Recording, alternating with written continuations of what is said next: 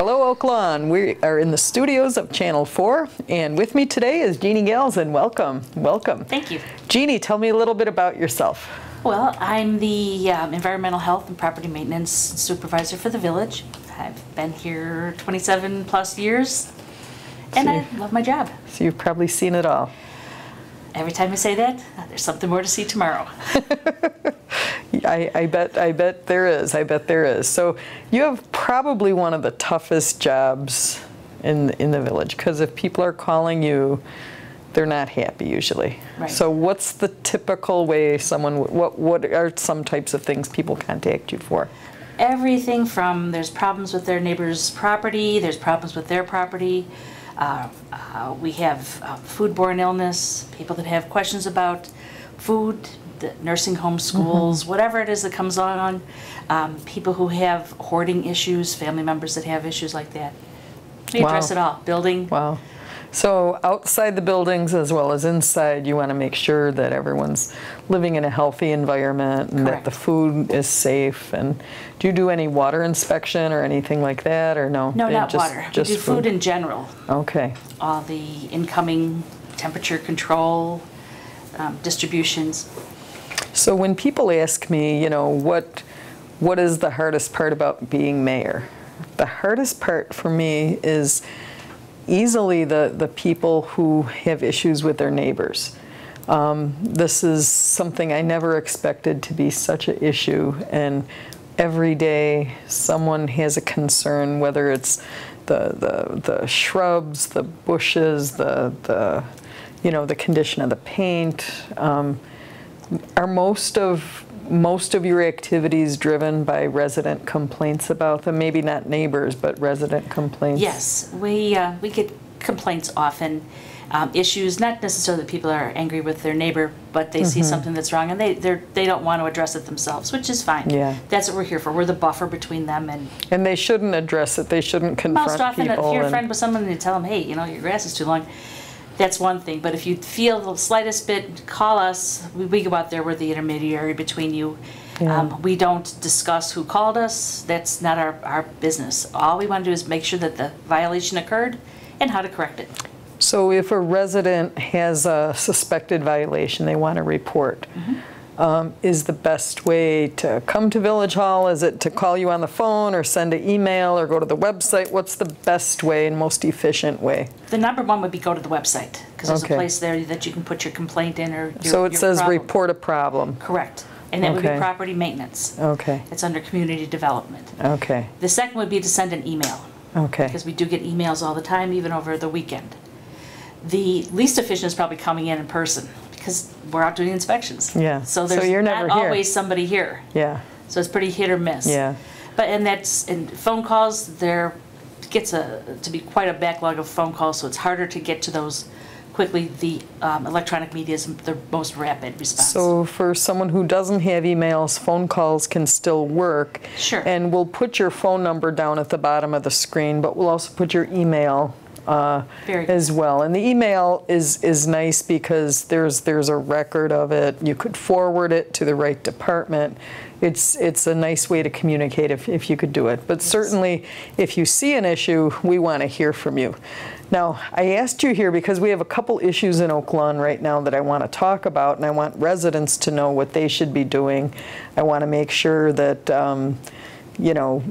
problems don't get worse and that they get better. So you cannot be everywhere. You cannot send an inspector to every one of the households in Oak Lawn. No, we don't. But there are problems right now with vermin that people are seeing, and there's a couple. Well, I'll let you talk about it, but I want neighbors and residents to know what they can do about this problem in addition to what the village can do for them. Exactly. The last several months we've had a bigger issue. Thankfully, it's a mixed blessing. We've had more construction, we've had more infrastructure repairs, so every time a shovel goes in the ground, somebody pops up. So it disturbs whatever's living. What's down there, so they come out, and our intent is to make any rodent feel uncomfortable to be around and have no food. The food issue, they're going to find something to eat almost anywhere, but you want to make sure that you give them the least, give them what they don't want. Mm-hmm. They love to be around dog food and dog remnants. So if someone's not cleaning up after their dog, that's an invitation to vermin. The mouse, whatever vermin, is going to eat the leftovers from the dog before they're going to eat the bait. So Okay. if we have a bait box and there's, let's call it fresh food there, they're going to skip the bait. So they're going to go after what's more appealing to them. Correct. And you want very few options for them other than the bait that's out there. Now, who puts that bait out there? We have a licensed pest control company, Guardian Pest Control. We have an excellent technician, Chuck. He has been with us for years. He's very dedicated, and he takes great pride in what he does. When he can finally get an area to no longer have activity, he's truly happy. So he really has a drive to solve all the problems. So if a resident contacts you to report a problem on the website, they say, I see rodent activity at this location, what happens then? If I can only we can only allow the technician on the property if the owner of the property gives us a call. If you think your neighbor has rodents, give us the phone number, or no, give us the address. We'll go out there and see if there's any other problems on the property that's causing them to be there or making them comfortable there. Then we'll send them a letter explaining that this is whatever violations they have, and we also provide this free service for the exterior of your home and your property for us to bait. Yeah, so even someone's backyard, the village can go in. Yes. Now, what if they have small children or pets? What happens then? We do have, if they have small children and pets, we have special boxes they're considered dog-proof boxes. So the dog can't bite into them, and a child couldn't get their hand inside. Okay. So we do keep it protected. Okay, and so this is a free service for residents. Yes. And a lot of times residents will be aware of a problem. They know that the village has been out there, but now they're seeing more activity. What does that mean? It's an indicator that when That's good. When the rodents are being poisoned, the effect on their system is they break their habit. So they'll be out during the day, they'll be wandering around during the day rather than at night, and you'll find some that are no longer with us, the dead ones. So if you see them and you see increased activity, it may not necessarily be a bad thing. Correct. It may mean that the baiting is working. Right. The rodent will take as they go through the bait box, they get powder poison on themselves that is only reactive for the rats. When they go into the hole, into their burrow, they poison all their buddies. Wow. So that makes it easier. We don't have to find every single burrow. So how does the person who comes out to deal with this know that there's no more activity? What are they looking for? Because he's licensed and trained, and I have a license as an exterminator as well. You look for certain indications. You can see tracks. He has tracking powder where you can see marks where they've come and gone. You look for any droppings, any of the typical nesting materials. When you start to see that they're empty, that's not happening anymore, or that the bait boxes are no longer being used, the bait's being gone, then he will wait a couple weeks even after that just to make certain that there's no problems. Now, I know last year in the budget we increased the amount of resources you would have available, and then we just increased that again. Yes, we did. How come it seems like the need is greater? Is it again the construction being done? Is it? It's a combination of factors. We had a nice winter last year where we didn't get a lot of the young died off. Then we had enough water in the spring, so that there was activity where people could, anything that wanted to hide on the ground could. Okay. And at this point in time, what we're looking for, especially at this last few weeks, fruit is falling from the trees.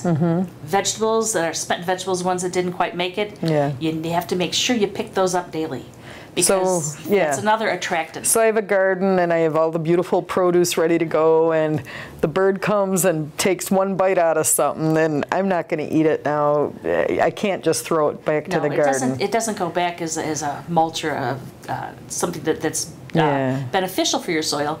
It's going to attract somebody else. Some other critter is going to come to snack. So dog waste, garden waste, fruit trees that are dropping the fruit. What other types of, can you talk about nesting materials or? Anytime you have overgrowth, when your grass is long, when you have weeds toward the back of the property where there's not a lot of activity, if you don't keep your bushes trimmed, there's places for them to hide. and they'll hide and they'll nestle, feel comfortable there. Any kind of breach in your house, if you have siding that's missing, there's a missing piece, or if you're in your garage, it's not correctly sealed. There's a nice place for them to hang out. You don't want to make it comfortable. No, you don't. No. And when it's not comfortable for them, they will take the bait, and then we'll end up with a much less population. Okay, so we want to encourage all residents who suspect there's activity on their property or in the area to go to the website, make a report, or, you know, the less efficient way is make a phone call. But by knowing where these areas of activity are, we can get ahead of it. Exactly. And when we have a house that's brought to our attention, we inspect every house on the block, because it may not just be one specific address that has an issue. And so they're coming from somewhere. We do as much as we can, even if it's a question about someone's needs paint on their porch.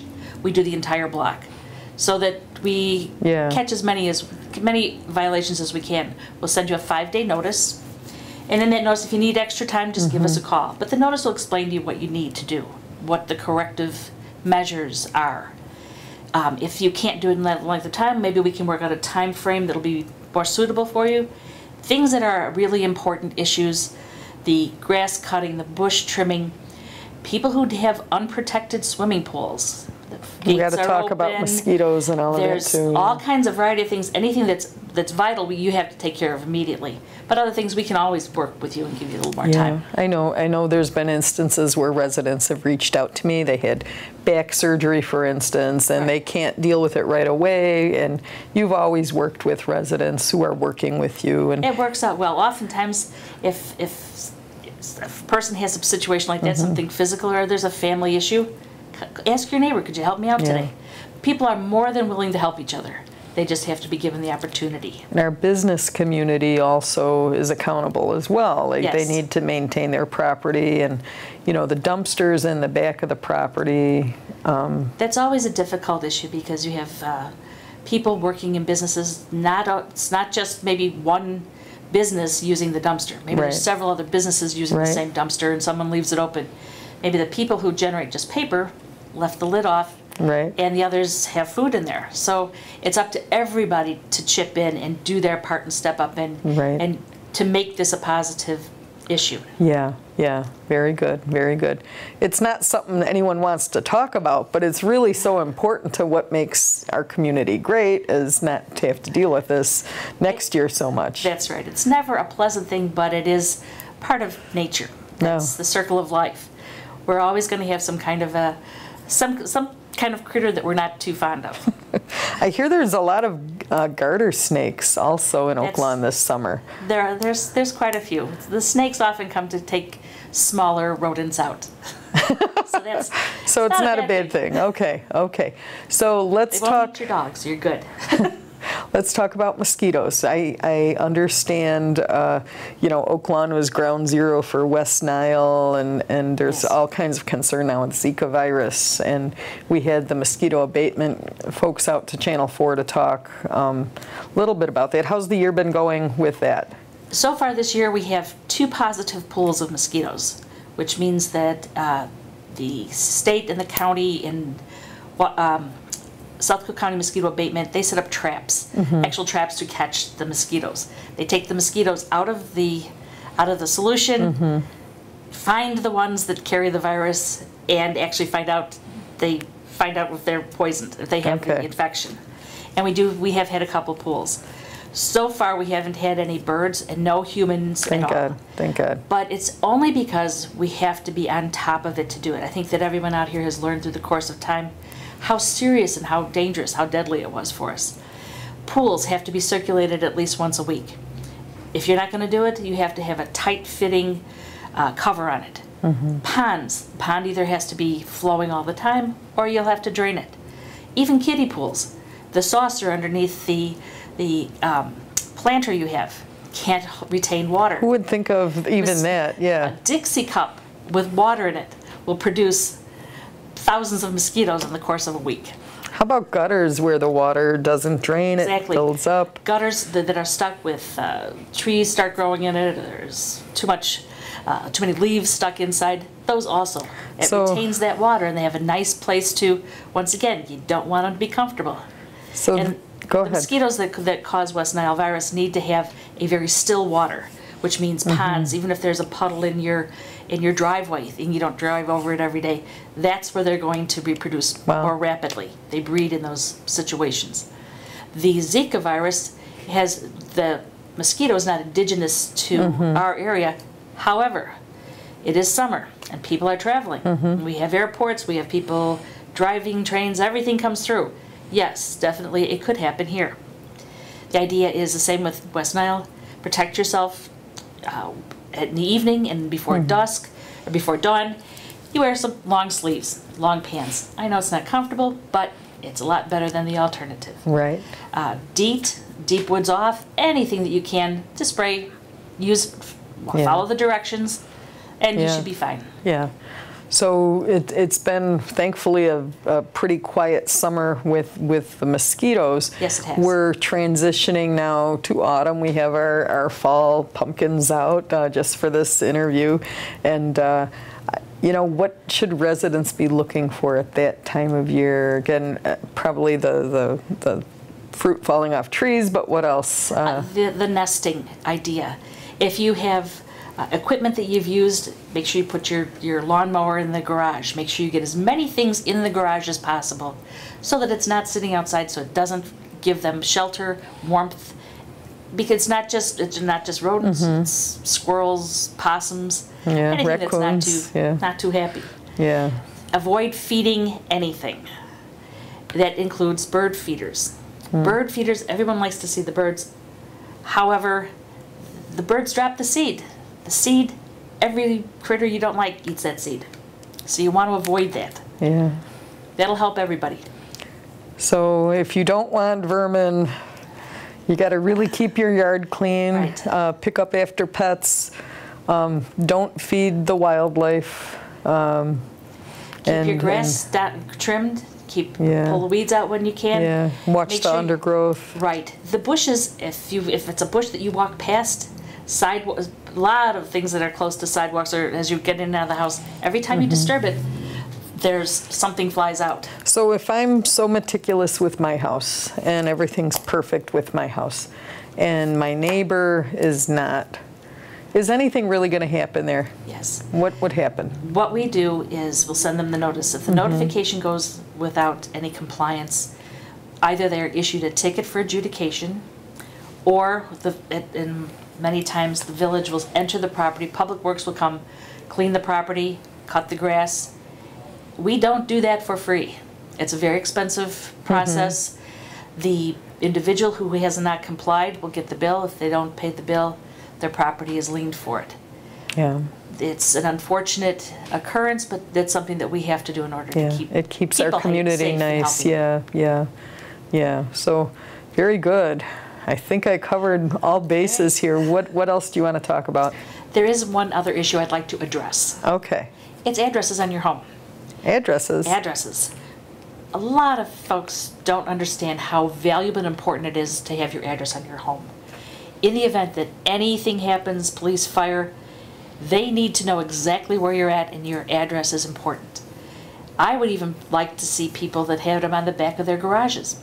In the event that the police had to take action in an alley, or even if you're through your backyard, that they know exactly where you're at because they have your address. We're having a big push this fall to make sure that people have their address on your home. It has to be at least 4 inches high with a contrasting background to the numbers.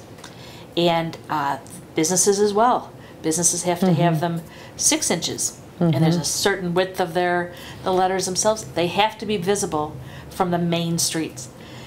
As a person who has no sense of direction, I understand how bad that is when the people don't put their addresses up. It's good for your business. People, when they Google your address and they can't find the address on the outside of the building, it's a problem. So that's our big push for the fall. I like that. Now, I never thought for residences that people wouldn't have it, but I know if I'm trying to find a house, for example, it's hard. You can't always see. I just figured, well, I'm driving, I can't see it on that house, I'll see it on the next, but there's some houses where it's just not there, huh? Right. They're not always in the correct order. Certain things happen where houses have changed, they've subdivided property. So the address is a big issue. It's not just police and fire, but you can end up getting cold pizza if they can't find your house. Oh, can't have that. Not in Oak Lawn. So the alleys, so if someone wanted to put the address by the alley, they'd put it by the gate or put it on the garage? You can put it on the gate, you can put it on the garage. The garage would probably be the best thing for you. Yeah, yeah. Because there are many circumstances where they need access from the back. And that's the best way to know who's where. Yeah. You can be, it's your safety, and that's all we're concerned about. People's health and safety here. Well, I appreciate it, and I just want to say, you know, to residents, if you have a concern, don't be afraid to call, because it only gets worse, right? The types of things we're talking about today. We're not going to tell your neighbor that you called. We don't take the name of people who call. All we want is we'll check it out and we'll see what the problem is. Yeah. And don't be afraid. Don't wait till it's too late or too difficult. Or too out of control. Yeah. And if you need help, ask your neighbor. Ask friends. Go to your church and ask them if they have somebody, or the high school. See if someone could help you out. I often will be contacted by groups, hey, what kind of volunteer opportunities are there? And so you would know of homes where maybe it's elderly people or some kind of special situation where they could use the help. Yes. And you could help us identify those. We'd be more than happy to connect people with that. Yeah. Very good. Yeah. Well, what else, Jeannie? Anything? For now, that's about it. Well, I can't thank you enough for taking time. I know how busy you are, and again, this lady has the hardest job in the village. If it's unpleasant, she's really got to deal with it all day long. The whole purpose is so that everybody else is comfortable and happy. Yeah. I have a great team that works with me, Sheila, Steve, and Lindsay, and they're out on the street all the time, working as hard as possible. Yeah, but you can't, it can't all fall on you. We have to really do it together. So, you know, if there's things residents can do, it's going to help the problem get fixed that much sooner. So that's why it's called a community. All together we can work and we can get it solved. Yeah. Well, thank you for taking time to come out. Thank you. Thanks for all you do and all you deal with. And, you know, never hesitate to call her department or reach out via email or the website. Thank you. Thank you.